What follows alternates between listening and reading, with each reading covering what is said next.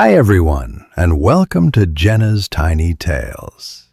Are you ready to climb a tall tower? Today's adventure is Diamonds and Toads. In a quiet village at the forest's edge lived a widow and her two daughters. The elder, Sabine, mirrored her mother in temper, sharp-tongued, proud, and vain, while the younger, Elara, was gentle, patient, and kind, much like her late father. Their ivy-clad cottage had a small herb garden Elara tended daily. Though poor in possessions, the air often carried rosemary and thyme, and sunset painted the hills in gold, even as discord ruled the home. The widow doted on Sabine, excusing every cruelty and praising every word, while Elara wore mended dresses and did all the work, drawing water, washing, cooking, cleaning, and keeping the winter fire, bearing her mother's barbs in silence, because kindness was the only armor she owned. One fierce summer afternoon, the water jars ran dry, and the widow sent Elara to the far well beyond the orchard with the largest jug, and no dawdling allowed, though the mile-long path wound through dry grass and briars. Elara tied a kerchief, shouldered the jug, and went without complaint. By the time she reached the old stone well, her arms trembled, and the heat shimmered around her like a veil. As she rested after drawing water, a faint voice asked, "My dear child, might I trouble you for a drink?" And Elara, seeing an elderly stranger, rinsed the jug and offered fresh water with care and courtesy. The old woman's eyes gleamed. In a shimmer, she became a fairy, moonlit and serene, and blessed Elara so that with every word she spoke, flowers and jewels would fall from her lips.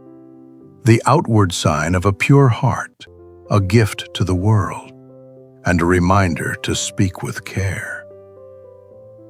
Elara hurried home, where her mother and sister were cross and impatient. And when Elara apologized, roses and diamonds fell with her words, then pearls, sapphires, and delicate blooms that sparkled across the floor. Sabine gasped that it was bewitchment, but the widow called it fortune and greedily gathered the treasures while demanding the tale, each gentle sentence summoning more gems. At once, the widow gripped Sabine's arm and ordered her to the same well to do exactly as Elara had done, promising double riches if she obeyed. And though Sabine wrinkled her nose at the long walk and menial task, the glitter on the table changed her mind. At the well, a figure appeared, not as a beggar, but as a radiant princess, and asked for a sip of water. But Sabine, scornful, refused to serve strangers, telling her to draw her own water and declaring she had her own business.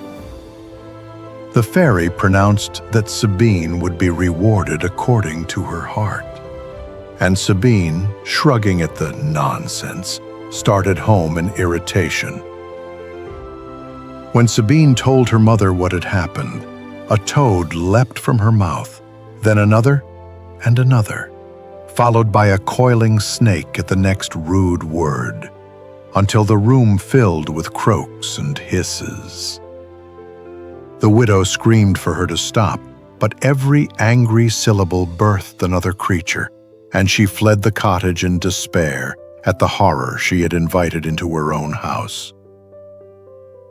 Turning on Elara, the widow accused her of cursing her sister and drove her out, and Elara, weeping, walked toward the forest at dusk, with only sorrow for company. A royal carriage bearing the king's crest came upon her. The prince, returning from the hunt, asked if she was in trouble. And when Elara answered softly, lilies and pearls fell with her words like living light. Enchanted, the prince spoke with her and brought her to the palace, where the king and queen received her kindly. When she curtsied and greeted them, diamonds rolled across the marble floor, and whispers of grace and modesty rose in the hall. The prince asked that if she would have him, marriage be her reward. And the king agreed that a woman whose words bear flowers would make the kingdom bloom. And so Elara became the prince's bride. The people loved the new princess for her humility and radiance, as blossoms seemed to follow her voice. And kindness rippled outward from the palace like gentle rain, feeding the poor and tending the fields as the realm flourished under their care. Back in the village, the widow's hoarded jewels grew dull to her eye without her good daughter's presence, and her bitterness curdled into madness as she clutched fading treasures by the hearth. Sabine, shunned for the toads and snakes that sprang from her speech, was at last turned out even by her mother.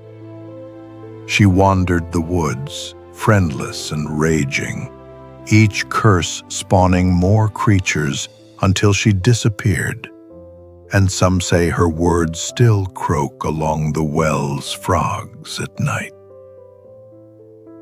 Years passed, and though the fairy was never seen again, Elara often sensed a rose's faint perfume in quiet moments, and told her husband that true grace and kindness cost nothing, yet enrich the world.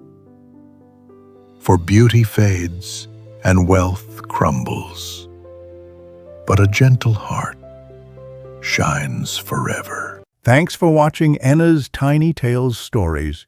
If you had fun with us today, please show your support and subscribe so we can bring you many more tales to come. See you in the next story.